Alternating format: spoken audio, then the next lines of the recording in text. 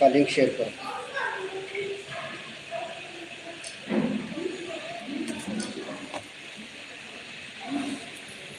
पे व्हाट्सएप में। हाँ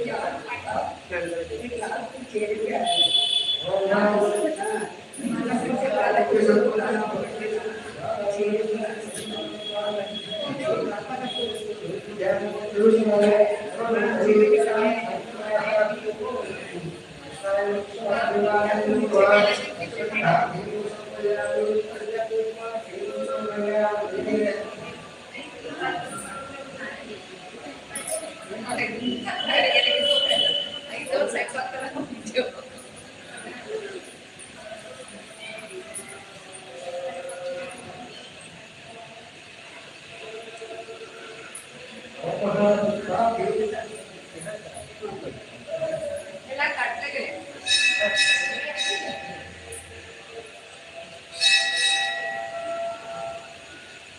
आहे.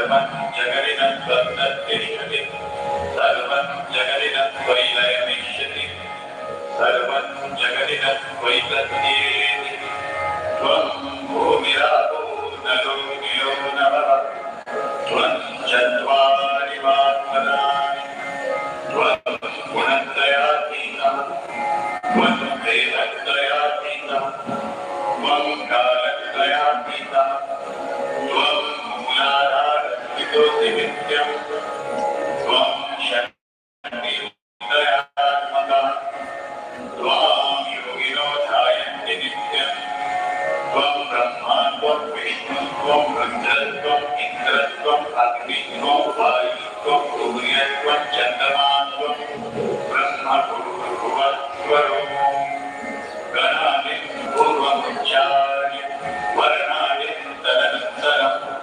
अनुस्वारः परतरः अर्ध्यन्तुलकितं तारेण कृतम् एतत्तवमनुस्वरूपम् गकारपूर्वरूपम् अकारो मध्यमरूपम् अनुस्वारश्चान्त्यरूपम् विष्णुरुत्तररूपम् ज्ञानसंधानम् संहिता सन्धिः दैषा गणेशविद्या गणकऋषिः निःश्रुतगायत्री छन्दः गणपतिर्देवता ॐ गणपतये नमः एकदन्ताय विद्महे वक्रतुण्डाय धीमहि तन्नो दन्तिः प्रचोदयात् एकदन्तं चतुर्हस्तं पाशमङ्कुशधारिणं धरतं च वरदं हस्तैर्विभ्राणं मूषकध्वजं रक्तलम्बोदरं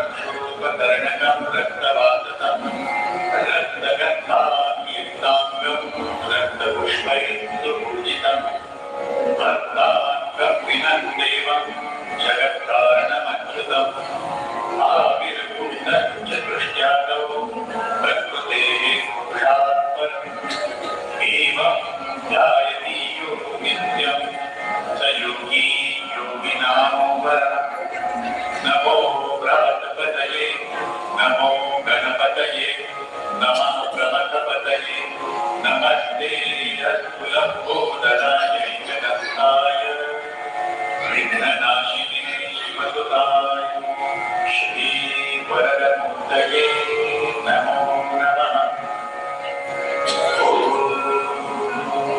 भद्रं कर्णैः शृणुयात्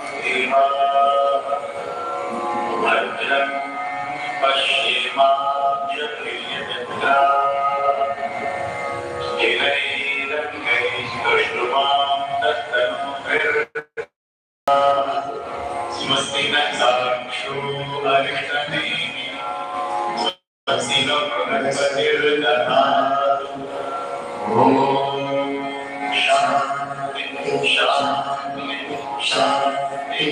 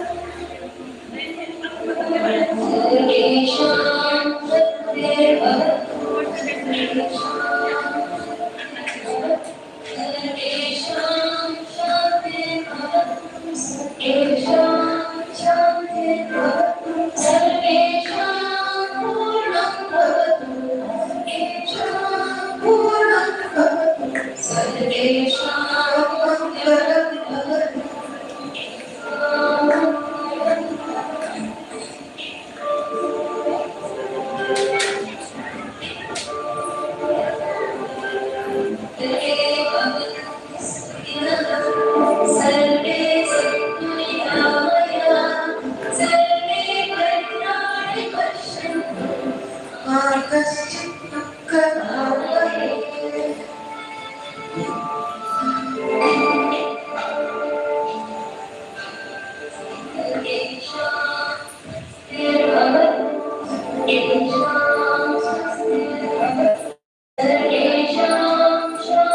थोड़ी देर लगने के लिए मैंने मैडम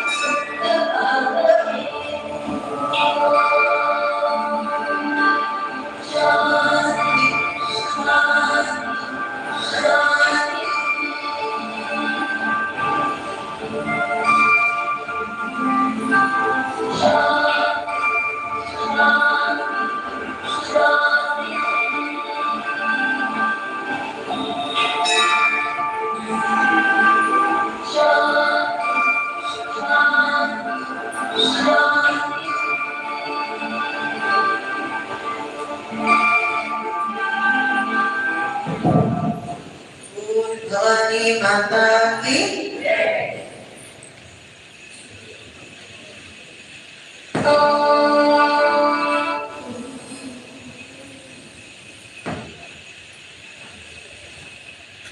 कल हम आए थे महालक्ष्मी का अवतार महातल।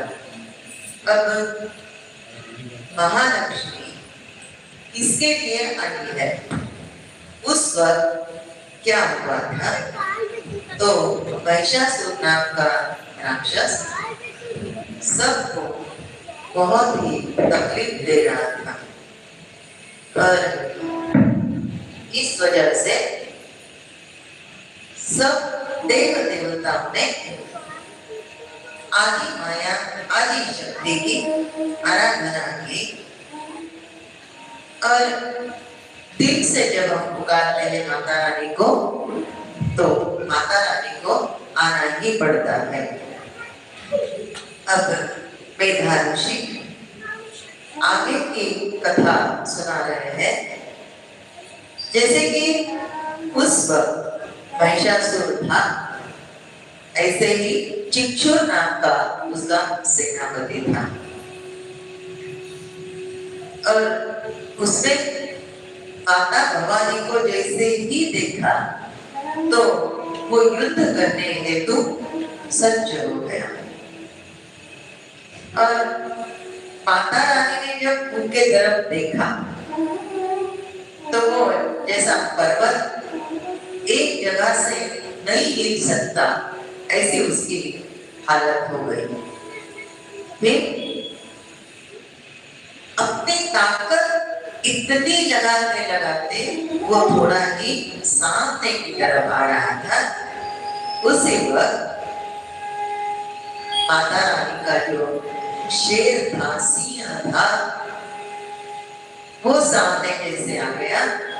चिक्षुर ने अपना खड़क उसके सिर पर मारने हेतु जैसे ही सामने आ गया, माता रानी ने उसका शूल ही तोड़ दिया।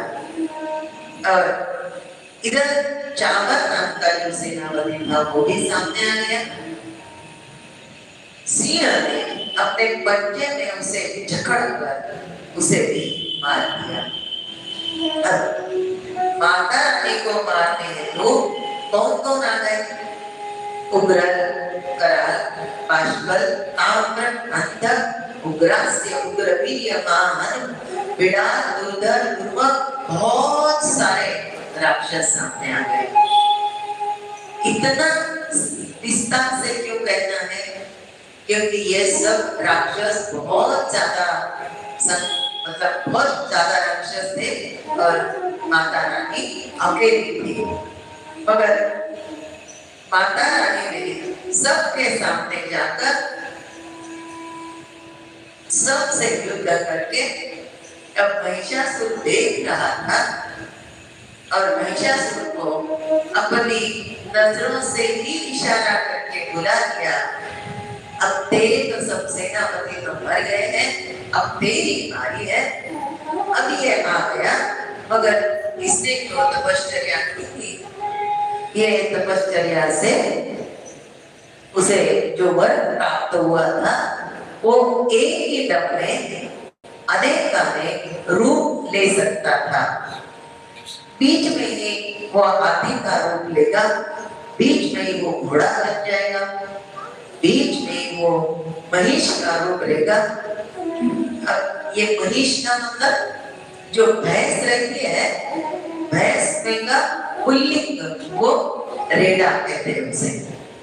ऐसे अलग अलग रूप लेकर बदल बदल कर पूरा त्रिभुवन जो है उसकी गलत हरकतों से तंग आ गया था।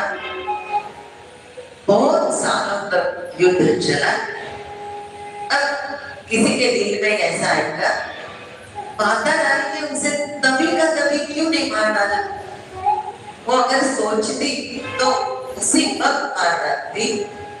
मगर हर एक को जैसे यहाँ पर आने का समय तय है, वैसे जाने का समय तय है। और जितने सांस हम मतलब 21,600 बार एक दिन में सांस लेते हैं। जैसे कि हम कभी डॉक्टर के पास गए, किसी को अगर कुछ बीमारी हो गई, वायरल इन्फेक्शन हो गया, तो डॉक्टर 5 दिन की दवाई देंगे। दवाई कैसी? सुबह, दोपहर में, शाम को खानी है। 5 दिन में वो कोर्स पूरा करना है। एंटीबायोटिक है, 5 दिन में पूरा करना है। तो ये क्यों है? वो उस जो तकलीफ हो रही है उसको हटाने के लिए जैसे कोर्स दिया है, वैसे ही इसके प्रारब्ध कर्म का क्षय होने के लिए बुद्ध ने युद्ध करने का कोर्स रखा था, उतना समय लगाया था, उसे उतनी तकलीफ पहुंचानी थी। अब भगवती ने 1 मिनट के लिए विराम ले लिया, मधु प्राशन कर लिया। मधु मतलब मध, जिसे कहते हैं शहद। शहद पी लिया। जैसे ही शहद पी लिया, वो तुरंत फिर एक बार युद्ध करने हेतु खड़ी हो गई। उसकी आंखें लाल हो गई थी और जोर जोर से गर्जना करते हुए उसने महिषासुर को फिर एक बार ललकारा। ये महिषासुर इतनी ललकार से ही पहले घबरा गया, क्योंकि माता रानी ने जैसे ही युद्ध करते करते एक बात करते करते ये युद्ध जैसे ही आगे बढ़ रहा था, एकदम से माता रानी ने जोर से शंख ध्वनि ऐसा किया,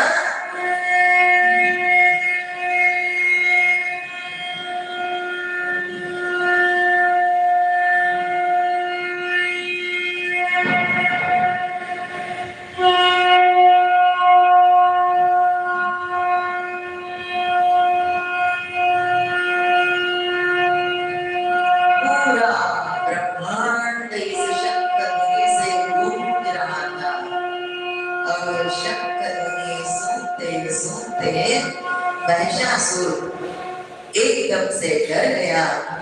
उसका डर ही उसे मरने का कारण बन गया और तुरंत माता रानी ने उसका वध कर दिया।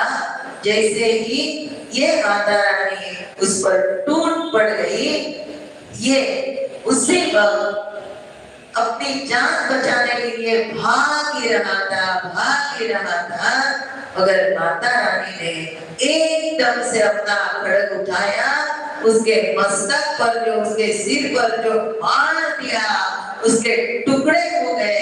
ऐसी मेरी माँ है, मेरी माँ मेरे माँ के बराबर कोई नहीं, कोई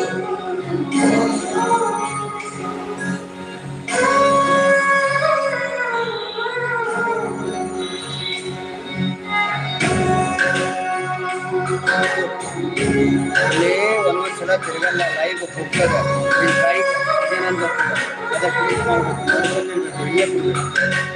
ऊंचा है भवन, ऊंचा मंदिर, ऊंची है शान मैया तेरी। चरणों में झुके बादल भी तेरे, पर्वत पे लगे शैया तेरी। कल्याणी तेरा छोड़ बराबर कोई नहीं, मेरी माँ के बराबर कोई नहीं, मेरी माँ के बराबर कोई नहीं। तेरी ममता से जो गहरा तो ऐसा तो सागर कोई नहीं, मेरी माँ के बराबर कोई नहीं, मेरी माँ के बराबर कोई नहीं, मेरी माँ के बराबर कोई।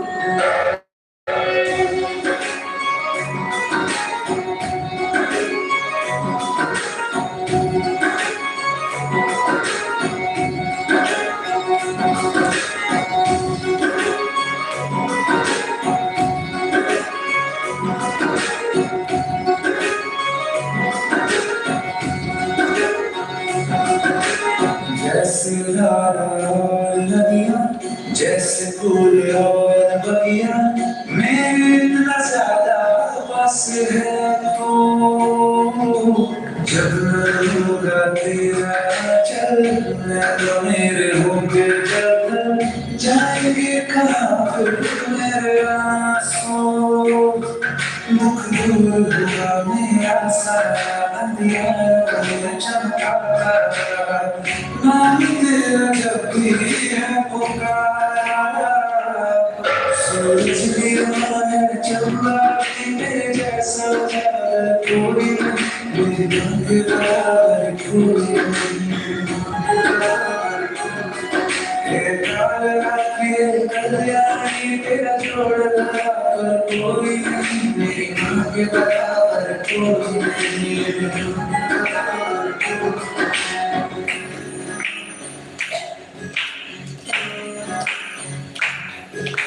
तेरे मंदिरों में आई मैंने जोत क्या जलाई, हो गया मेरे घर में उजाला।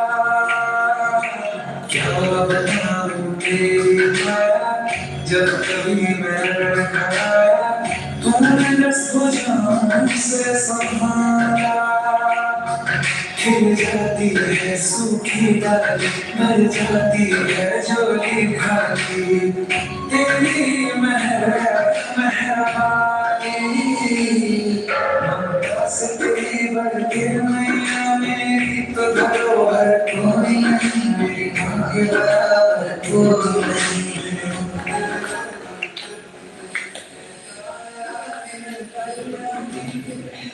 और हम अभी तक सुनते आए हैं, ये जो है भव सागर है। भव सागर मतलब क्या है? जो भी हम करेंगे वो उतना पूरा खत्म नहीं होता, कुछ न कुछ तो भी आगे रह ही जाता है। भव सागर, जैसे मैं मेरी बात बताती हूँ। मैं जब छोटी थी तो ऐसा लगता था मैं अभी बड़ी हो जाऊंगी, तो मैं अगर बड़ी हो गई तो सब मेरा मानेंगे। मैं घर में सबसे छोटी थी, मेरी बात कोई नहीं मानते थे। तो ऐसा लगता था मैं बड़ी हो गई तो छोटे तो लोग मेरी बात मानेंगे। अब 10वीं तक आई, अब ऐसा लग रहा था 10वीं में आ गई हूँ, बड़ी हो गई हूँ, मैं अभी अच्छे पास हो जाना, अच्छे मार्क्स से पास हो गई तो अच्छा करियर करूंगी। अब ग्रेजुएशन हुआ, पोस्ट ग्रेजुएशन हुआ, अब और भी लग रहा था अरे अभी भी कुछ कम है। अब बाद में शादी हो गई, शादी होने के बाद अब लग रहा है अभी बच्चे होना चाहिए जल्दी। अब बच्चे हो गए, बच्चे बड़े होने चाहिए जल्दी, अब बच्चे भी बड़े हो गए। अब फिर लग रहा है अरे अपने तो कुछ भी नहीं किया हमने। फिर कीर्तन शास्त्र में फिर ग्रेजुएशन किया 40 की उम्र में। अच्छा वही तो भी रुकना नहीं, अरे अभी बेटे बड़े हो गए, शादी होनी चाहिए अभी शादी कब होती, शादी कब होती। अब शादी हो गई, अब आगे चालू ही है, कहीं रुका है क्या? नहीं, इसे भवसागर कहते हैं। और इसी भवसागर में एक संकट चला गया तो दूसरा संकट सामने आता ही है। कभी आपने ऐसे भूत खेत वाली अगर पिक्चर देखी होगी ना, तो मैंने बचपन में बहुत देखी है। तो भूत की पिक्चर में क्या रहता है, पूरा हीरो हीरोइन सब भूत को मारते हैं, तब ऐसा लगता है कि अभी सब खत्म हो गया, ये हीरो हीरोइन ऐसे चले जाएंगे क्यों मुंह करके किधर से तो भी दूसरा कुछ तो भी भूत का अंक या कोई दूसरा छोटा भूत निकल कर ऐसे देखते ही रहता है, ये निकल गए, फिर इसका खेल शुरू हो गया। ऐसा ही देवी महात्मा में हुआ है। महिषासुर चला गया, मगर मेधा ऋषि अभी बता रहे हैं जैसे ही महिषासुर चला गया, बाद में शुंभ और निशुंभ सामने आ गए। अब ये दोनों सबके भाई थे, इन्होंने पूरा त्रैलोक्य जीत लिया था और जो देव देवता है उनको हका दिया था और पूरे त्रिभुवन का सर्वाधिपति बन गए थे। अब पूरी सत्ता इनके हाथ में थी। क्या करना, क्योंकि पहले जब महिषासुर को मार दिया था तब सब देव देवता ने उनकी स्तुति की थी और अपनी स्तुति सुनकर कोई भी खुश होता है, होता है कि नहीं? जैसे प्रोग्राम में कोई आमदार खासदार इन लोगों को बुलाते हैं, नहीं सो बात उनके बारे में कहते हैं, अब देवी की तो स्तुति ऐसी नहीं, देवी की तो सच स्तुति की थी। इन लोगों की झूठी स्तुति को ही झूठा ही माना जाता है। अगर भगवान की है वही सच्ची है, इंसान की है तो वो झूठी ही है। ये बड़े लोगों को बुलाते हैं, कि स्तुति करते हैं और ये क्यों ऐसे है, इन्होंने ये काम किया वो काम किया, आखिर में बोलते हैं क्या हमारे मंदिर के लिए 20 लाख चाहिए थे, अब हम तो मांगेंगे नहीं, मगर आप देकर ही जाने वाले हो, इसके हमें पूरा विश्वास है, गारंटी है। अब इतनी स्तुति सुनने के बाद कौन नहीं देगा, देने ही वाला है। अगर ये इंसान के बारे में है, वो तो अपनी मां है, उसकी स्तुति करने के बाद माता ने कहा आप लोगों को कभी भी तकलीफ आ गई तो आप सिर्फ मुझे याद करना, आप जैसे याद करोगे मैं आपके मदद हेतु चली आऊंगी। अब ये शुभ निशुभ ये भी तकलीफ दे रहे हैं। उस वक्त पूरी देवताओं को माता रानी ने जो वर दिया था उसकी याद आ गई। अब सब इकट्ठा हो गए हिमालय में।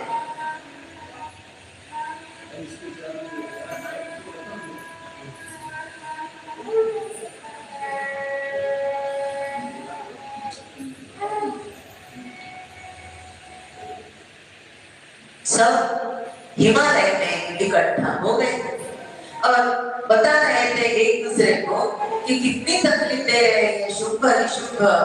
ये हमारी माता पार्वती नहाने हेतु वहां से जा रही थी, जाते जाते उसने ये सारी बात सुनी, एकदम से उसे गुस्सा आ गया और उसके या आज्ञा चक्र से एकदम से उसके शरीर से महा सरस्वती बाहर आ गई। उसका वर्ण तो पहले गोरा था, मगर गुस्से से वो बाहर आ गई। अब वो कालिका बन गई और ये कालिका नाम से प्रसिद्ध हो गई। उसे कोई कौशिकी भी बोलते हैं, क्योंकि ये सरस्वती के शरीर से बाहर हुई है, इसलिए उसे कौशिकी कहते हैं। उसका कालिका नाम, कौशिकी नाम उसे देखकर वो सबसे उसने कहा, आप चिंता मत कीजिए, मैं शुंभ निशुंभ क्या करते हैं वो देख कर आऊंगी। आप यहीं पर माता का स्मरण करते बैठिए। अब ये हिमालय पर घूम रही थी इधर उधर। अब ये तो काली थी, मगर ये दानव भी तो काले ही थे, जैसे शरीर से वैसे मन से काले थे। एक हाथ पर शरीर काला चलता है, मगर मन काला कभी नहीं होना चाहिए। अब ये घूम रही थी, शुंभ ने इनके तरफ देख लिया। आहा, क्या खूबसूरती है! हम तो इनकी खूबसूरती तो हमारे लफ्ज में बयान नहीं कर सकते। बहुत ही स्वरूप सुंदर है। ये निकल गए अपने स्वामी के पास। इनके स्वामी कौन थे? शुंभ निशुंभ। इनके पास ये जटामुंड के पास निकल गए। शुंभ निशुंभ जटामुंड के मंत्री थे। अब ये जटामुंड के पास गए और कहा, हे स्वामी, हमने आज हिमालय में एक खूबसूरत नजारा देखा है। क्या सौंदर्य है, क्या तेज है, क्या आंखें हैं, क्या कमर है, क्या बाल है, क्या गाल है। अब क्या क्या क्या क्या बोलेंगे, वो तो आंसू है। नारी के बारे में बहुत कुछ बता रहे हैं और ये चट्ट भी आंसू है। किसी नारी का वर्णन सुनते सुनते इनके दिल में काम वासना एकदम से बढ़ गई। इन्होंने कहा, आप कुछ भी कीजिए, हिमालय पे जाइए, वो जो स्वरूप सुंदरी है उसे बिना कुछ तकलीफ हुए लेकर आना। अगर उसके साथ कोई है तो उसको मार दीजिए, मगर ये जो स्वरूप सुंदरी है उसको कुछ मत कीजिए। मेधाऋषि कहते हैं, ये जो अध्याय का कोई पठन करेगा उसकी बुद्धि तेजस्वी बन जाएगी और वो हर काम में सक्सेस हो सकता है, यशस्वी हो सकता है। क्योंकि भगवान का यहाँ पर पूरा वर्णन करते करते आगे बढ़ा रहे हैं। ये जो दूत है वो अपने स्वामी के पास गए और पूरा सब बताने के बाद अब चट्ट ने कहा कि आप कैसे भी करके उसे लेकर आइए। लेकिन ये माता सरस्वती क्या क्या करती है वो हमें आगे जाकर देखना है, क्योंकि ये माता रानी का जो कार्य है सरस्वती का वो हम आगे जाकर सुनेंगे। अभी सरस्वती को वंदन करेंगे।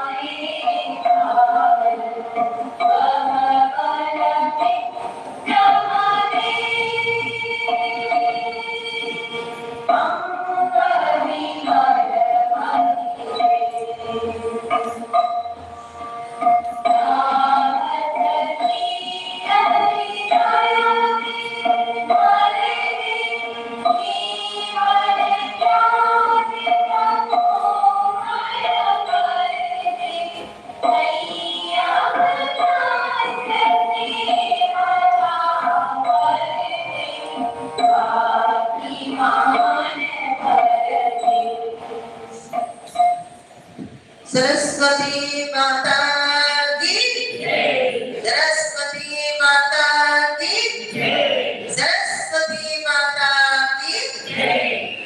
अब ये सब कालिका के पास आ गए हैं और उसकी स्तुति कर रहे हैं।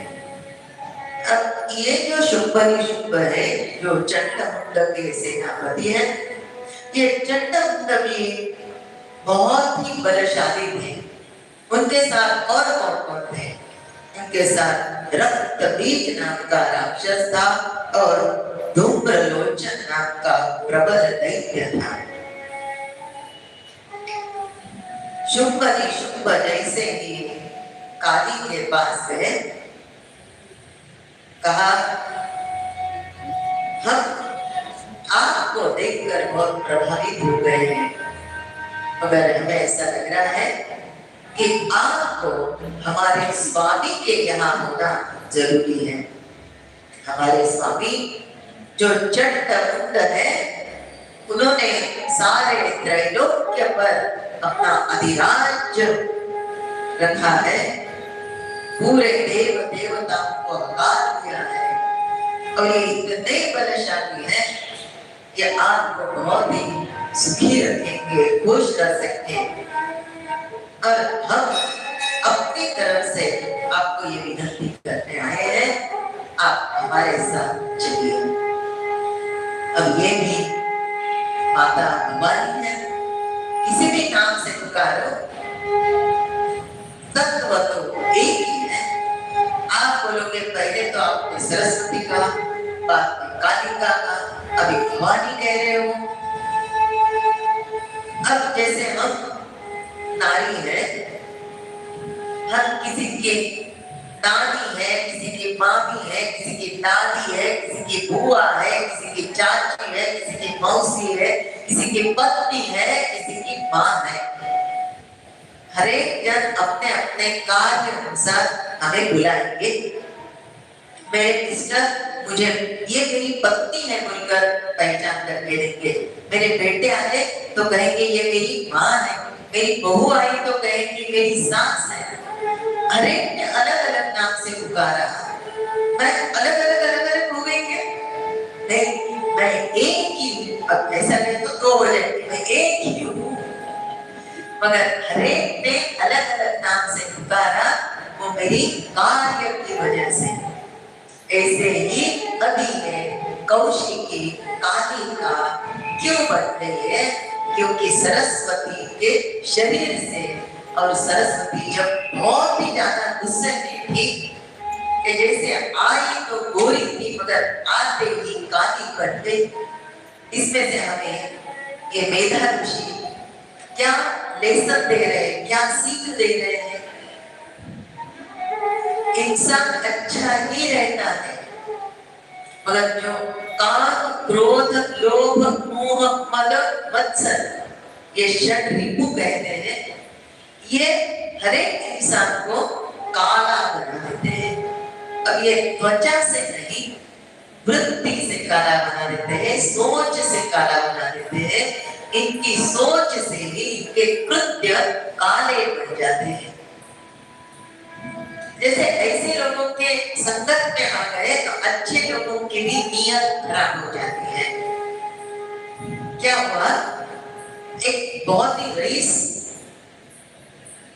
इंसान के यहाँ साधु बाबा गए। अब साधु बाबा को किधर रखना, कौन से रूप में रखना?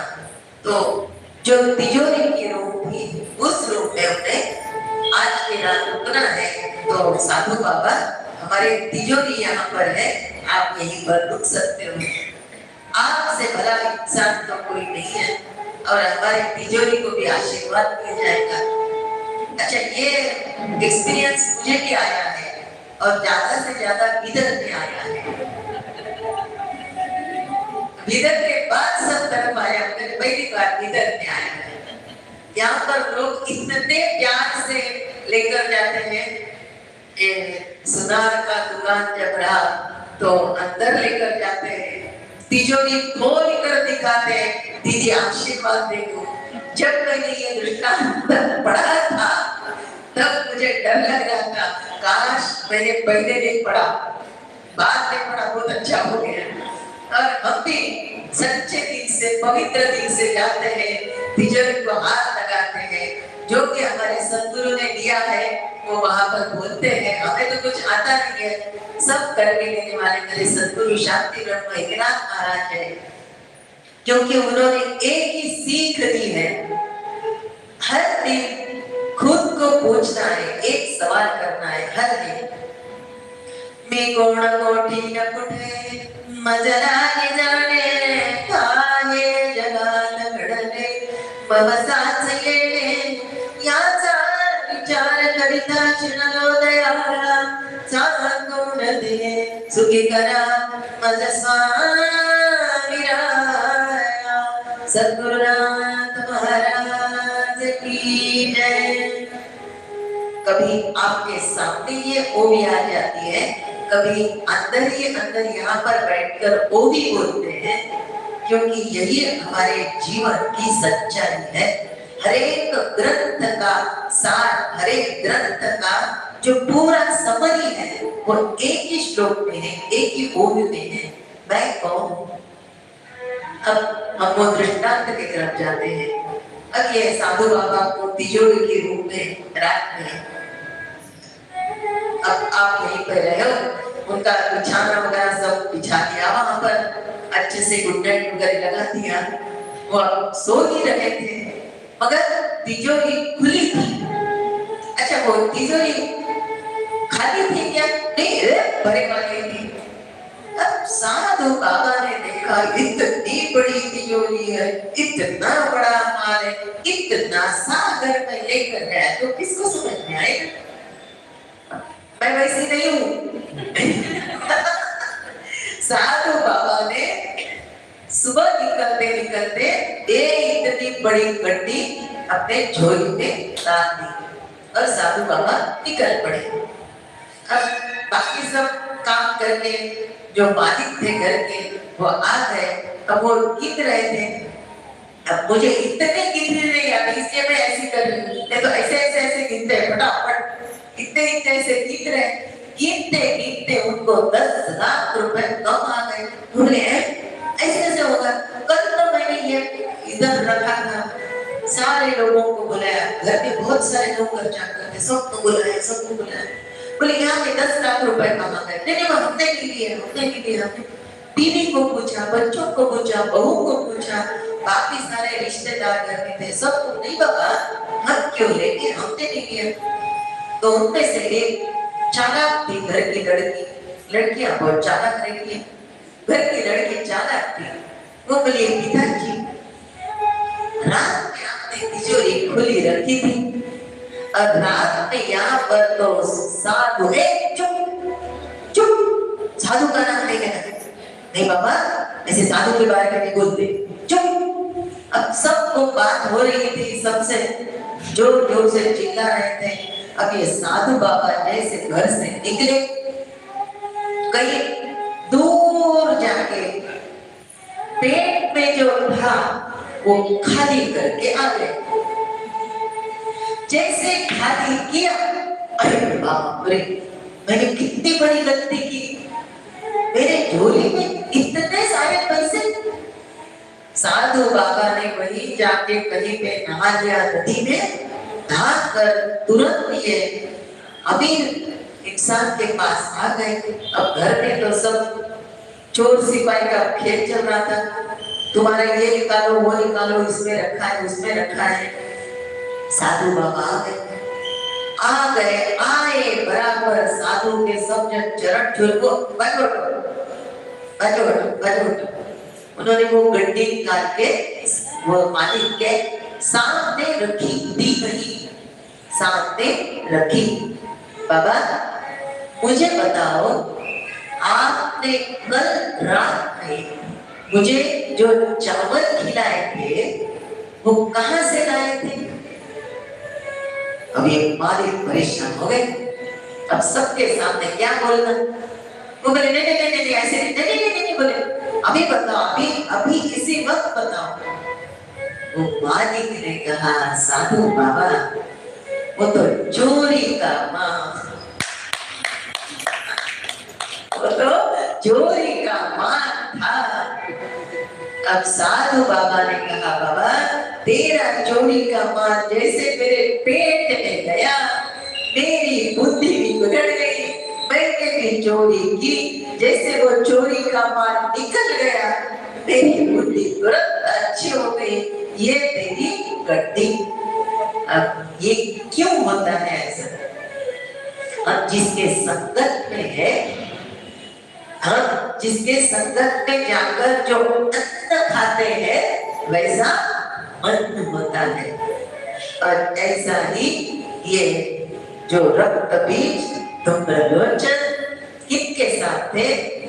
पहले चंडमुंड के साथ, उनके साथ, और कौन थे? शुंभनी। शुंभनी एक के पर एक का संगत का असर हो जाता है। कितनी भी बुद्धि तेज हो, अच्छी हो, अन्न जैसा मन हो जाता है, संगत जैसा गुण लग जाता है। अब ये जन्मेजय ने पूछा, हे वेद व्यास जी, ये जो दैत्य है वो पहले कौन थे? ये इतने शक्तिशाली क्यों बन गए और ऐसा क्यों हुआ? तब वेद व्यास जी बोल रहे हैं, राजा वो जो भगवती है वो कल्याणकारी है, हर पाप को मिटाने वाली है, यही अद्भुत चरित्र लीला करती है। सब खेल करने वाली कौन है? वही है। अब उसके बारे में कहता है, बहुत पुराने जमाने में ये शुंभ निशुंभ ये तो भाई पाताल से ऊपर आ गए।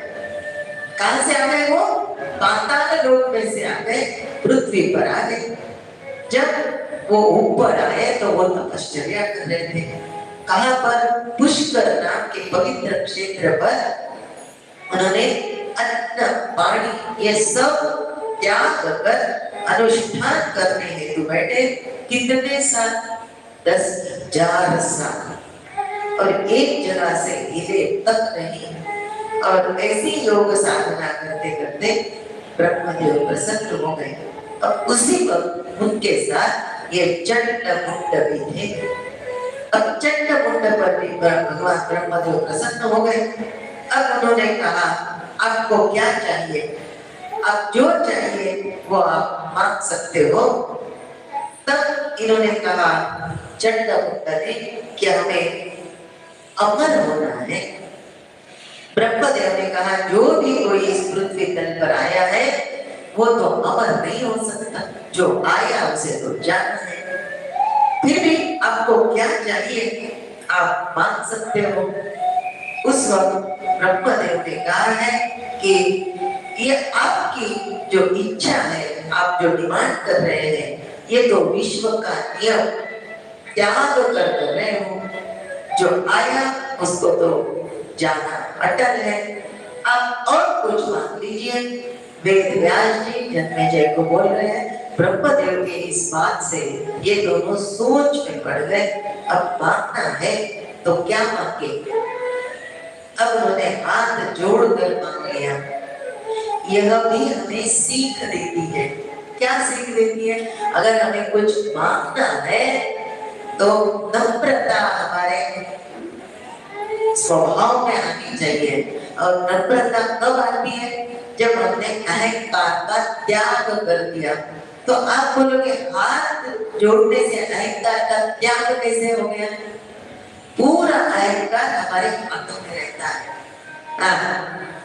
क्या जरूरत है? अरे मैं हूं ना, मैं तेरे हाथ से करूंगा। जैसे ही मैं मेरे हाथ दिखाता हूं, इसका मतलब मेरा अहंकार बहुत बढ़ गया है। और यह एक शस्त्र है जो किसी भी बड़े से बड़ा क्रोधी हो, गुस्से में आने वाला हो, कामी हो, लोभी हो, उसके सामने अगर किसी ने हाथ जोड़ दिए तो सामने वाला शत्रु कुछ नहीं कर सकता। और इसलिए हमारे यहाँ पुराने जमाने में भी और मैं यहाँ पर इधर में भी सुनती हूँ।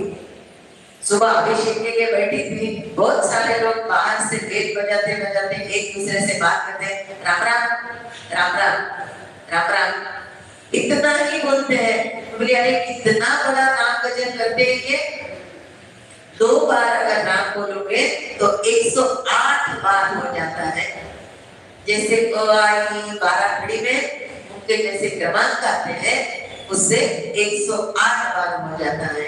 और यहाँ पर हमेशा राम राम ही बोलते हैं, कोई किसी को दूसरे शब्द से हाय हेलो हाय ऐसे नहीं बोलते हैं, राम राम।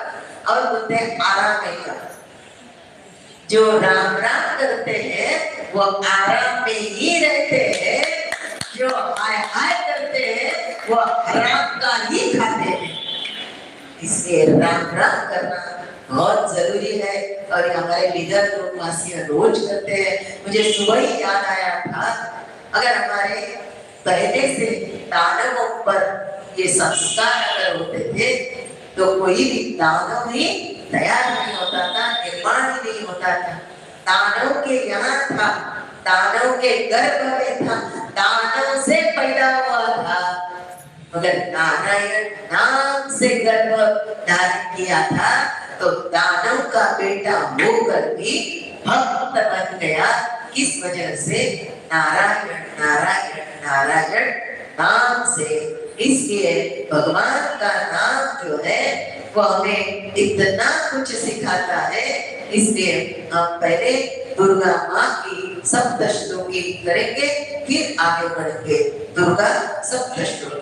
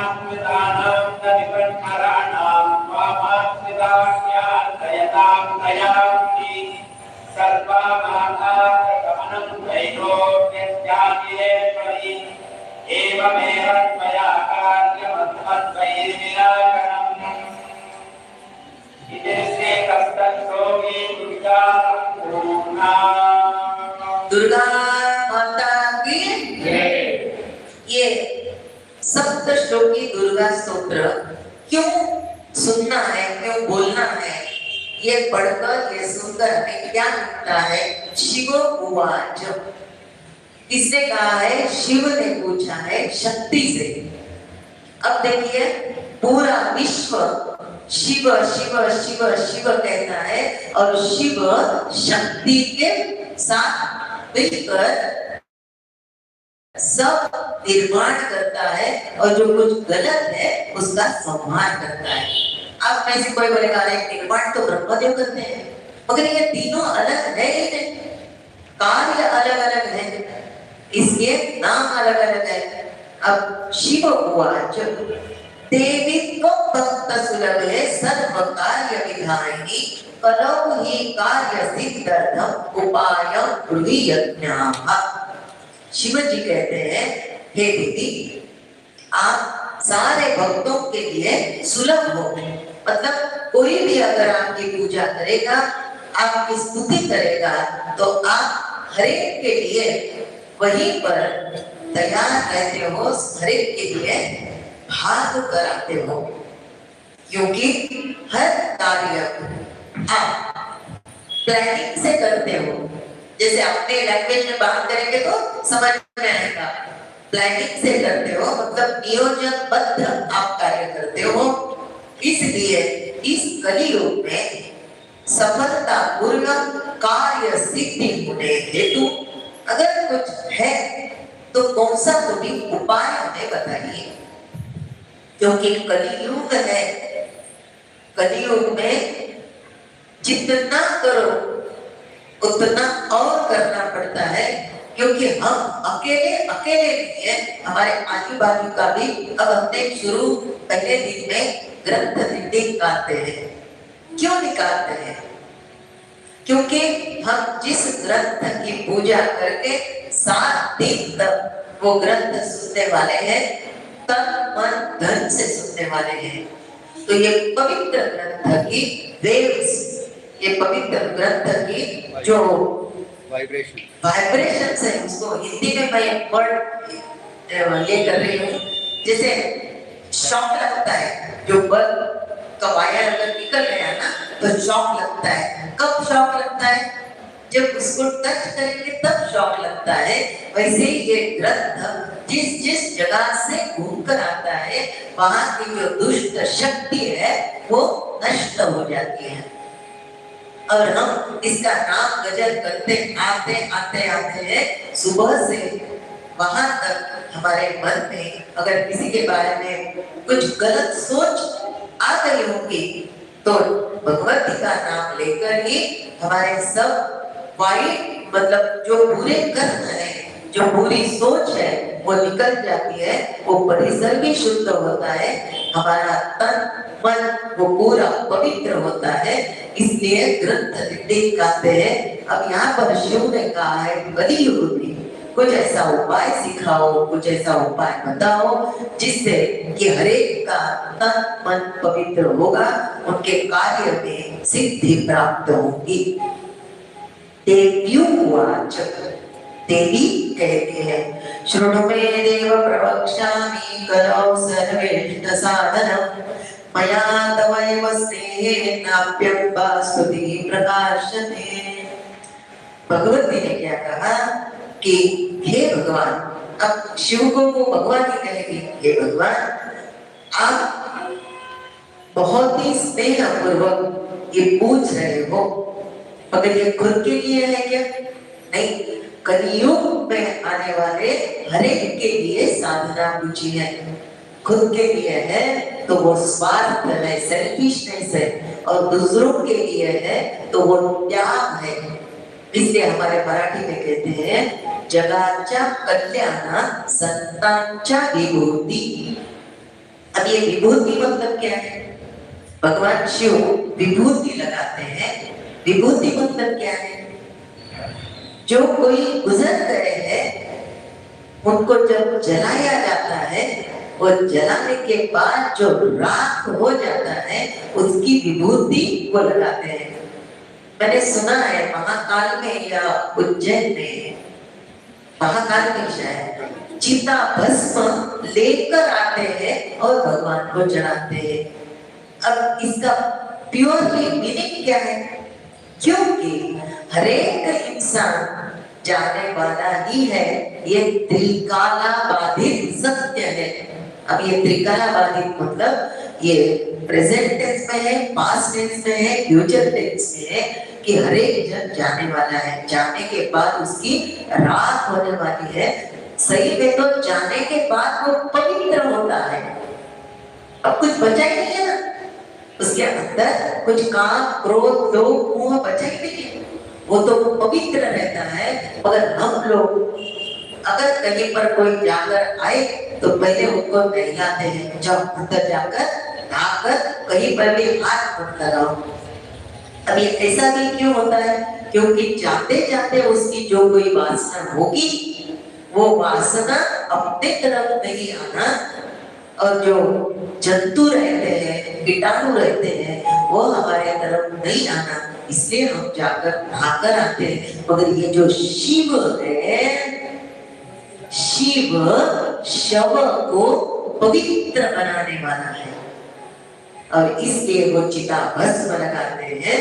अब ये भगवती उन्हें भगवान कहती है और कहती है आपने, जैसे हम विभूति की तरफ कहते हैं, जगाच्या कल्याणा संतांच्या विभूति, मतलब जो कोई संत है वो अपने बारे में सोचते नहीं है, लोगों के बारे में सोचते हैं, लोगों का कैसा कल्याण होगा। अब यहाँ पर अम्बा कहती है कि मैं एक जो साधन है वह मैं आपको बताने वाली हूँ। ओम ज्ञानिनापि चेतांसि देवी भगवती सा बलाद्याकृष्य मोहाय महामाया प्रयच्छति। भगवती ने क्या कहा कि महामाया देवी जो है वो ज्ञानी, ज्ञान जिसे है। अब ये ज्ञान क्या है? किसी को कंप्यूटर का ज्ञान है, किसी को सिलाई मशीन का ज्ञान है, किसी को इलेक्ट्रिक का ज्ञान है, किसी को कलरिंग का ज्ञान है, किसी को गाने का ज्ञान है। ये अलग-अलग विद्या है, मगर ये ज्ञान नहीं है। ज्ञान क्या है? आत्मस्वरूप जानना ये ज्ञान है। वही मेरे सद्गुरु का परम वाक्य है, मी कोण कोठी लघुठे भजला की जाने। तो मैं कौन हूँ? ये देह तो मैं नहीं हूँ, क्योंकि ये देह तो नश्वर है और देह तो झूठा है। देह कैसे पहचानते हैं? नाम से पहचानते हैं। तो नाम सच्चा है क्या? नहीं, नाम झूठा है। अब मैं तो सबसे ज्यादा झूठी मैं हूँ, क्योंकि बचपन में मुझे विद्या बोलते थे, विद्या सर्वोत्तम राव खरबड़कर बोलते थे, कोई बोलता था ये कुसुमची पोरगी है।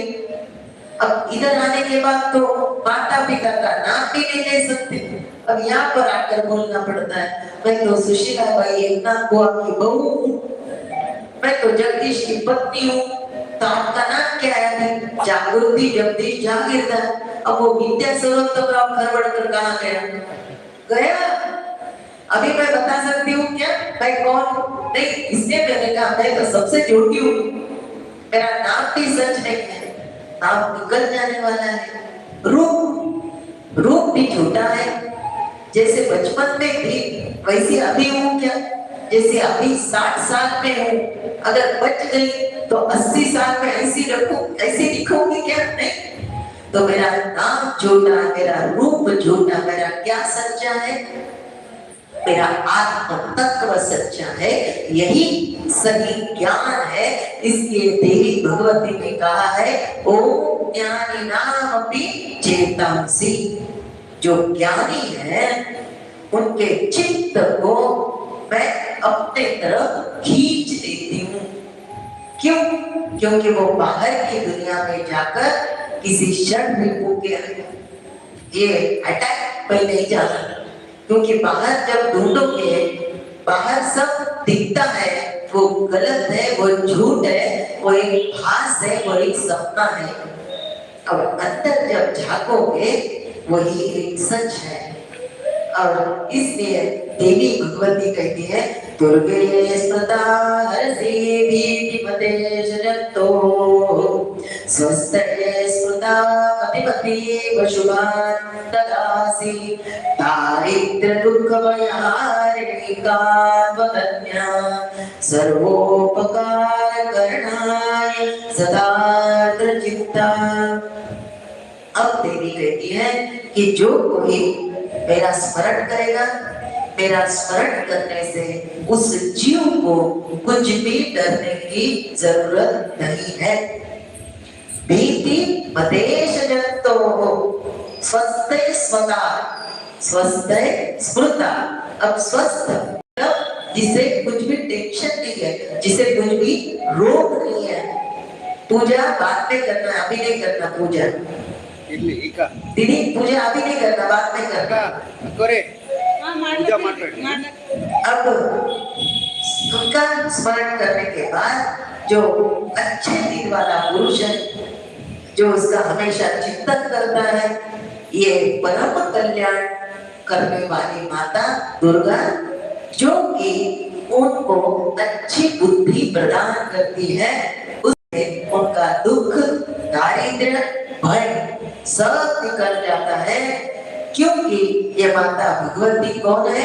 शक्ति है, जो अपने चित्त पर ऐसा संस्कार करती है जिस संस्कार से उपकार करने की वृत्ति हमारी दिन ब दिन बढ़ती जाती है। अब जैसे कोई बोलता है, अरे उन्होंने तो हमारी शादी में इतना दिया था, अब ये हमारे यहाँ शादी हम तो और ही उतना देंगे, अभी तो महंगाई बढ़ गई है। ये उपकार नहीं है, ये कंजूसी है। और देंगे इतना, 1000 लोगों को बोलेंगे आपको पता है हमने क्या दिया, आपको पता है, ये तो बस गलती हो गया। इसलिए भगवती का जो स्मरण करते हैं, उनकी वृत्ति, उनकी सोच, उनके दिमाग अच्छी कुछ करने के लिए आगे बढ़ता है। ऐसा होता है दयार्द्र चित्ता, हरेक पर उन्हें दया आती है। क्या हुआ,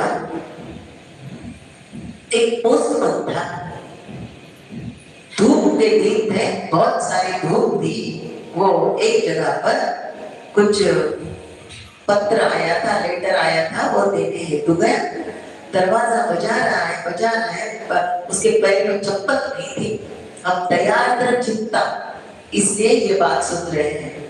और जैसे ही दरवाजा खोलने में देर हो रही थी, वो बोला जो कोई भी सामने आएगा ना, ऐसा गुस्सा करूंगा उसको क्या है, आराम से एसी में बैठा होगा, मैं तो यहाँ मेरे पैर जल रहे हैं, आगे में इतनी देर लगती है क्या, ऐसा गुस्सा करूंगा, ये बोलूंगा, वो बोलूंगा। जैसे ही दरवाजा खुल गया, उसने देखा जो बेटी दरवाजा खोल रही थी, उसको पैर नहीं थे, उसको पैर नहीं थे। कैसे कभी आकर ऐसे घसीट कर आकर दरवाजा खोल रही थी। अब इसको दिख में बहुत बुरा लगा, अरे मैंने बहुत कितना गलत सोचा, ऐसा। फिर 8 दिन के बाद उसका लेटर आया, देने हेतु गया। वो लड़की हंसती है उनके तरफ, बोलती है अंकल अब की बार मैं देर नहीं करूंगी, अब की बार तो मैंने जल्दी खोल दिया ना। फिर 8 दिन के बाद आता है, फिर वो लेटर देता है, फिर वो दरवाजा ऐसे खुला रखती है। अब दिवाली के दिन आ गए, इसको मालूम था इसका लेटर आने वाला है, वो पोस्ट मास्टर आने वाले हैं। इसने दरवाजा ऐसे ही खुला रखा था। उसने एक बॉक्स पोस्टमैन के हाथ में दे दिया और कहा अंकल ये घर पे जाने के बाद खोलना, अभी नहीं खोलना। अब ये सब तरफ के लेटर देते आखिरी में घर चला गया। अब ये किसके सुन रहे हैं? दयार्द्र चित्ता। इसलिए घर पे गया, वो बॉक्स खोल रहा था। जैसे ये बॉक्स खोला, जोर जोर से फुट कर रो रहा था, भगवान कितना बुरा हूं मैं, कितना बुरा। वो लड़की ने क्या किया था? चप्पल दिए थे उनको, और वो चप्पल उनके पांव के बराबर दिए थे। अब ये फुट कर रो रहा था। ये दूसरे दिन उनके पास गया, वो बेटी से क्षमा मांग रहा था। बेटा मुझे माफ कर दे, पहले दिन मेरे पति पर बहुत बड़ा बुरा कहा था, मगर मुझे ये बात समझ में नहीं आ रही है, आपने मेरे पैरों का नाम लिया कैसे? वो बोली जिस दिन आप गुस्से से अंदर के तरफ आए थे, पैर रखा था, आपके पैर की मट्टी वहां पर गिर गई थी, उसको मैंने नाप लिया और उस नाप से मैंने आपके लिए चप्पल मंगा दिए। अभी अपने अधिकारी लोगों के पास गया, बोले अब मैं इस गांव में नहीं रुक सकता, क्योंकि इस गांव में आकर जो मैंने पूरा कृत्य किया है वो तो मैं मरते दम तक नहीं भूल सकता। तो अधिकारी ने कहा अभी तो तुम्हें आपके 3 ही महीने हो गए, हम तो तुम्हारा तबादला नहीं कर सकते। तो उसने कहा मुझ पर विश्वास रखो, मुझे 25,000 रुपए तो भी दे दो, मैं जयपुर जाऊंगा, उस लड़की को पैर लगाऊंगा, तब तक मैं 1 पैसा भी खुद के लिए खर्च नहीं करूंगा और मैं खुद को कभी माफ नहीं कर सकता। ये दयाद्र चित्ता कब होता है? जैसे जैसे हम माता रानी की भक्ति करते हैं, हमारा दिल दयाद्र चित्ता होता है। आगे का श्लोक है, आप सब बोलिए, सर्वमंगल हे सर्वार्थ साधिके शरण्ये त्र्यंबके गौरी नारायणी नमोस्तुते। इसका मीनिंग क्या है? हे नारायणी, अब ये नारायण की पत्नी है। हे नारायणी, हर तरफ हर परिस्थिति में मांगल्य लाना मतलब अच्छा कुछ करना, शुभ शकुन बोलते हैं, शगुन बोलते हैं ना, अच्छा शगुन दिलाना, अच्छा शगुन करवाना, सबका कल्याण करना, और ये सब सिद्ध करने वाली आप ही हो। तू सर्व पुरुषार्थ सर्वार्थ साधिके, सर्व पुरुषार्थ सिद्ध करने वाली। अब पुरुषार्थ कितने हैं? 4, धर्म, अर्थ, काम, मोक्ष। जब भी हम माता रानी की सेवा करेंगे तो हमें धर्म से चलना अपने आप हो जाता है, धर्म सिखाने की जरूरत नहीं पड़ती। और धर्म बाद में अर्थ आ गया है, ये अर्थ का भी मीनिंग हमें धर्म सिखाता है। अर्थ मतलब पैसा, ये पैसा है या ये लक्ष्मी है? जो कोई धर्म से जीवन चलाता है वो पैसा नहीं बोलेगा, उदय कर लो पहले, बाद में नमस्कार करो, वो पैसा नहीं बोलेगा, वो लक्ष्मी बोलेगा। आपने कभी लक्ष्मी का चित्र देखा होगा, तस्वीर देखी होगी। लक्ष्मी की तस्वीर कैसी है? पूरे दोनों हाथों में से लक्ष्मी देने वाली है। लक्ष्मी लेती नहीं है, लक्ष्मी देती है। इसलिए जो लेते हैं वो लक्ष्मी नहीं है, लेते हैं वो पैसा है। और लेते भी कैसे हैं? टेबल के नीचे से लेते हैं, ऐसे कोई लेते हैं क्या? नहीं। तो गलत काम अंधेरे में किए जाते हैं, जैसे टेबल के नीचे से आई तो वो लक्ष्मी नहीं, वो पैसा है। जिसको धर्म समझ में आ गया उसको अर्थ का अर्थ समझ में आता है, अर्थ का मीनिंग समझ में आता है। ये अर्थ इसमें लगाना या इसमें लगाना, अब ये इसमें मतलब परोपकार करना, दूसरों के लिए मैं हूँ, अब मेरे पास अगर धर्म है तो अर्थ कहाँ देना ये मैं समझ में आते हैं। धर्म, अर्थ, काम, जिसको धर्म मालूम है वो काम हिसाब से करेगा। अब ये काम मतलब ये झाड़ू पोछा वाला काम नहीं है, काम मतलब वासना है, काम मतलब इच्छा है। काम मतलब मुझे जो चाहिए और मैं जो देना चाहता हूँ वो काम है। तो ये जिसको धर्म समझ में आ गया उसको काम कहाँ पर कितना कैसा करना ये समझ में आता है। और जिसको धर्म मालूम हो गया, अर्थ का मतलब मालूम हो गया, काम अगर काम से ही रखा है तो आखिरी का जो मोक्ष है वो उसे मिलने ही वाला है, मिलने ही वाला है, मिलने ही वाला है। इसलिए भगवती ने कहा है सारे पुरुषार्थ सिद्ध करने वाली कौन है? माता रानी है। अब ये शरण्य त्र्यंबके गौरी, ये क्या है? शरण्य मतलब जो कोई शरणागत आता है, माता रानी की शरण में आता है, उसको वो वात्सल्य से संभालती है। वात्सल्य मतलब जो भी आता है उसे बेटा मानती है, बेटी मानती है। मेरा मेरा पुत्र है, मेरी पुत्री है, मेरा बेटा है, मेरी कन्या है।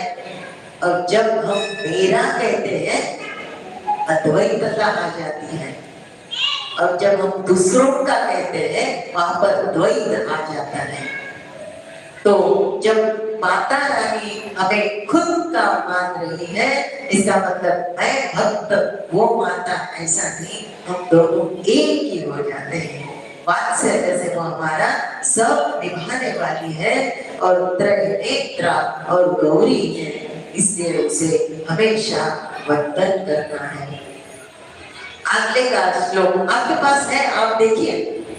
शरणागत दीनार्थ परित्राण परायणी सर्वस्यार्ति हरे देवी नारायणी नमोस्तुते।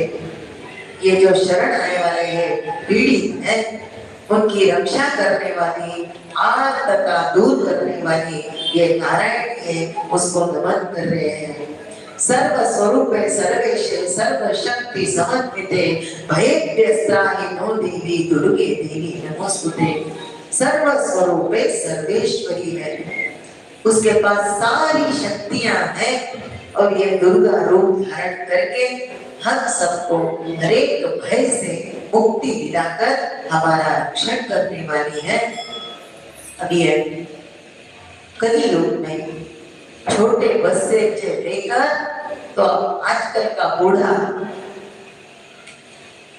बहुत ही कोई तकदीर वाला है, और जिस बूढ़े इंसान को कुछ बीमारी नहीं है।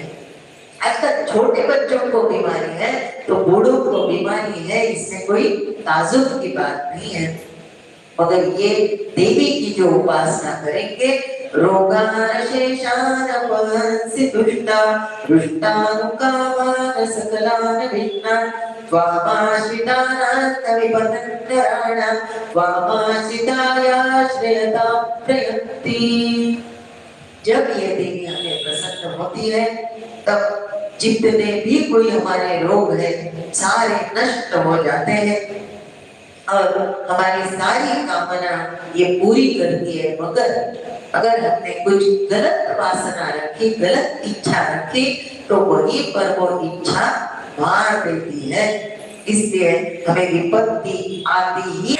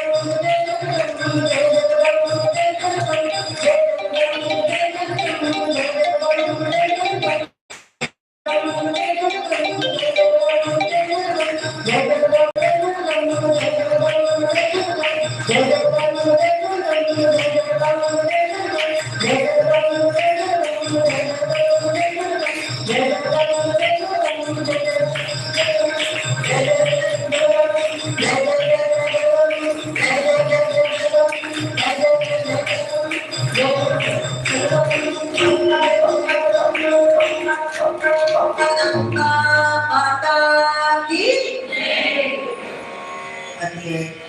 माता रानी की सेवा जो भी लेगा तो माता रानी ये दुर्गा क्या करेगी? दुर्गा तो उसे मारने ही वाली है। और सब जन माता दुर्गा की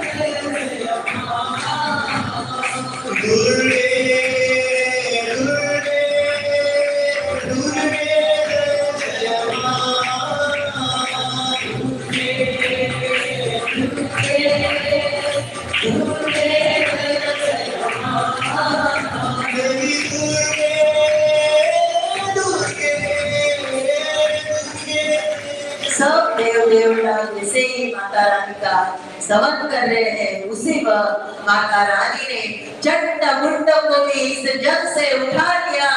और ये माता रानी ये यहाँ युद्ध में जो कोई आसुर है उनको खत्म करके अपना विजय प्राप्त करने वाली ये माता दुर्गा है। बोल भवानी की, बोल भवानी की, बोल भवानी की। मेरी सेवा मेरे सद्गुरु शांति ब्रह्मा एकनाथ महाराज जी के चरणों में समर्पित करती हूँ। इसमें अगर कुछ गलत हुआ वो मेरा है, और अगर कुछ अच्छा है तो मेरे सद्गुरु का है। ऐसे ही देवी भागवत कल 5 बजे ही अपना बराबर वक्त पर शुरू होगा। आप सबको मैं पूरे दिल से, सच्चे दिल से, पवित्र दिल से प्रणाम करती हूँ। बोल भवानी की।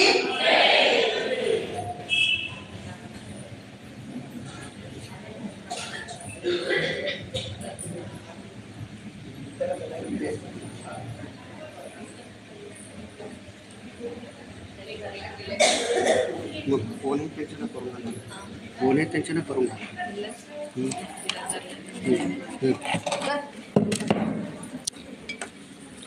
नहीं, थोड़ा टेबल धर, थोड़ा टेबल धर। आरती सगळं पेपर कलेक्ट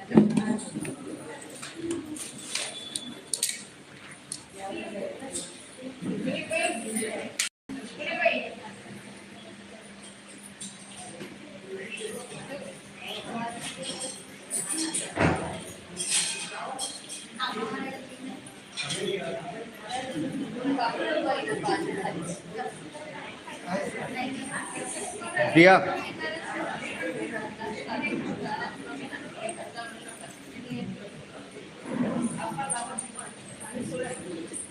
हे असं धरू ना जरा इकडं तिकडं सगळं हाती ते हे कवर पण असं मी पाठ नाही हो हलकं करू हां खालना धरून इकडं तिकडं सगळं कवर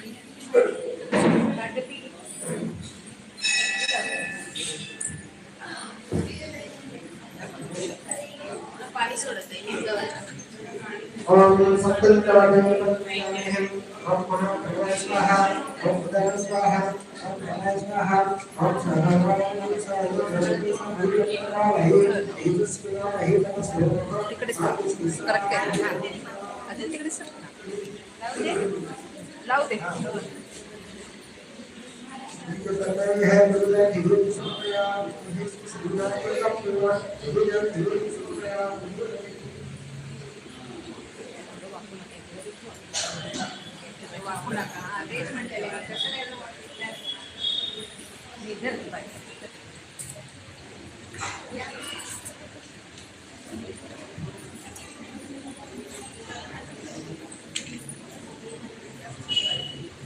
मंगलम भगवान मंगलम गरुड़ध्वजा मंगलम कुंडलीकाक्ष मंगलायतनम हरे शुभकर्ता शुभाकार्यविनाशी दुर्गे दुर्गे प्रेम शोभामयकाली सर्वांगी सुंदर रूपे दुराशी संते धरके महाभक्तापराशी जय देव जय मंगलमूर्ति दर्शन मात्रे मानस सामान मूर्ति जय देव रत्नापति कलवरा गौरी कुमरा रत्नासी लोके कुकुटेश्वरा वीरे ललिता मुकुट शोभा तोवरा मृदुंकी रूपुरी चरणी कारिका जय देव जय मंगलमूर्ति दर्शन मात्रे मानस सामान मूर्ति जय देव लंबोदर पीतांबर फणिवर वंदना सकल सुख वक्र तुंग के नैना वासनामाता वटपाले सदना संकष्टि भावा मेरी वाणी दर्शावे शिरोवर वंदना जय देव जय मंगल मूर्ति दर्शन मात्रे मानस सामान मूर्ति जय देव दुर्गे दुर्गटकाली दुर्गे संसारी अनाथनाथे अम्बे करुणा विस्तारी वारी वारी जन्म मरणा के वारी हारी पड़ो आत संकट की वारी जय देव जय महिषासुरमर्दनी सुरवरेश्वर वरदे तारक संजीवनी जय देव त्रिभुवनी भोगी माता तुझ ऐसे नाही चारी शब्दे प्रार्थना बोलकारी सारी वात कविता पठनो प्रवाही ते तू भक्ताला के पावस लवणारी जय देव जय महिषासुरमर्दनी सुरवरेश्वर वरदे तारक संजीवनी जय देव प्रसन्न प्रसन्न होसी विलासा केशापासून सोडी जोडी गोपाशा अंबे तुझवा चुकून दुर्गे आशा लढाई कलित झाला पद पंकज येशा जय देव जय महिषासुरमर्दनी सुरवरेश्वर वरदे तारक संजीवनी जय देव कर्पूर गौरम कर्णावतारम संसार सारम कुलेन्द्रहारम सदा वसंतम हृदयारविंदे भवन भवानी नमामि मंदारमाला निर्मायकाया कपालमाला चंद्रशेखराय दिगंबराय नमः शिवाय काने लोटांगण वंदे न शरण डोळ्यान पाहिन रूप तुझे केले आली गया आनंद तुझे भावे वाळून म्हणे ममा तुझे ओ माता पिता पिता तुमेव तुमेव बन्धु सखा तुमेव तुमेव विद्या द्रविण तुमेव सर्वं मम देव देव कायेन वाचा मनसेन्द्रियेण बुद्ध्यात्मना वा प्रकृति स्वभाव करोमि यज्ञं सकलफलस्ते नारायणाय समर्पयामि अच्युतं केशवं राम नारायण कृष्ण दामोदर वासुदेवाय श्रीधरं माधवं गोपिका वल्लभं जानकी नायक रामचंद्र भजे हरे राम राम राम हरे हरे हरे कृष्णा कृष्णा कृष्णा हरे हरे हरे राम राम राम हरे हरे हरे कृष्णा कृष्णा कृष्णा हरे हरे हरे राम राम राम हरे हरे हरे कृष्णा कृष्णा कृष्णा हरे हरे गोपाल कृष्ण भगवान की जय बोल भवानी माता की जय जगदम्बा विश्वपालिनी की जय धीरेश्वर भगवान की जय। आरती आपके जगह पे आपके स्थान पे आएगा, आपको वहीं बैठना है। उसके बाद यही प्रार्थना लगाएंगी। आपको अपने मन की प्रार्थना, अपने अंदर जो भी अर्जी लगानी है माता को समर्पित करके आप इस 2 मिनट में माता को लगाइए।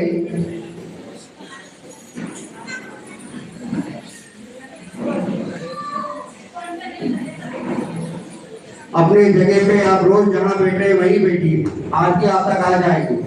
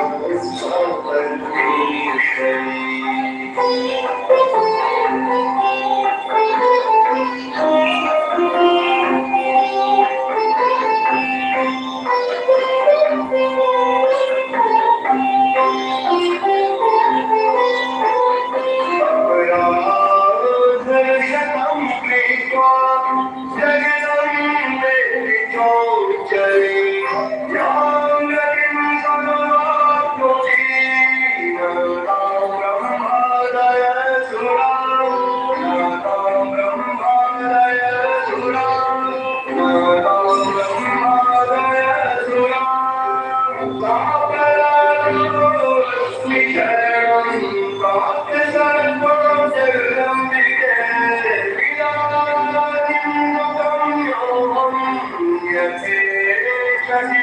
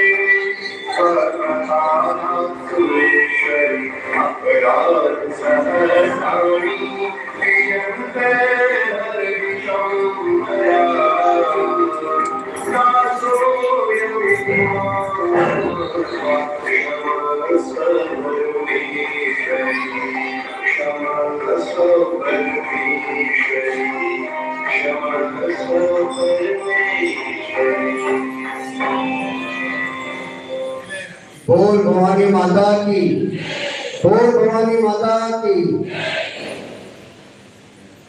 आप सबको एक विशेष सूचना, जब कथा चल रही है, कोई देर से आ रहे हैं, यहाँ आके दर्शन मत कीजिए, सीधा स्थान ग्रहण कीजिए। आरती के बाद आपको जो भी पूजा करना है, जो भी आपका प्रसाद वगैरह यहाँ आप आके रख सकते हैं, कुछ प्रॉब्लम नहीं है। सामने आते उनको डिस्टर्ब हो रहा है, इसलिए सभी से विनती है, सभी से रिक्वेस्ट है। जैसा कि कल बोला कि शुक्रवार के दिन एकादशी है, उस दिन चक्री भजन भी होगा और कुमकुमार्चना भी होगा। कुमकुमार्चना के लिए स्पेशली जितने आपके आसपास के लेडीज वगैरह है, जितना ज्यादा आप संपर्क करके बोल सकते हैं, जितने ज्यादा लोगों को कुमकुमार्चना के लिए यहाँ उपस्थित कर सकते हैं, उतना अच्छा रहेगा। मंदिर की तरफ से सब व्यवस्था यहाँ पर आपको मिल जाएगी, कुछ उसका संशय मत रखिए। और आज का जो अन्नदान का सेवा जगदम्बा भवानी मंदिर की तरफ से ही है। अगर कोई इच्छुक अन्नदान के लिए अगर संपर्क करना चाहते हैं तो संपर्क कर सकते हैं। अभी नीचे अपना दुर्गाष्टमी का आरती होगा, वहां पर आरती होकर प्रसाद का जो है आयोजन वहां पर शुरुआत होगा। धन्यवाद।